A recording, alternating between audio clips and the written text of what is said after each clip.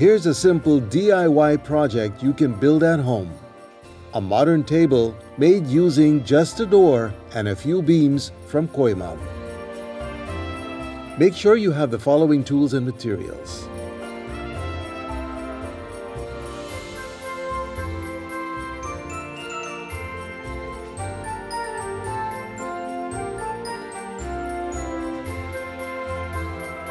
For the table legs, place the two 80cm beams on the outside of the two 62cm beams. Pre-drill your holes and screw them together to create that loop-style frame. Repeat this to make the second leg.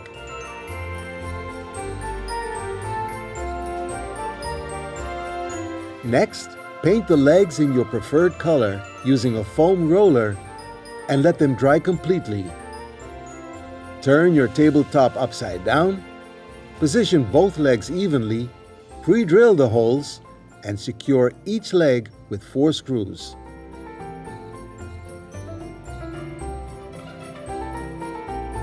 Flip the table upright and give the surface a light sanding. Finish it with Koiman wood stain clear for a polished look.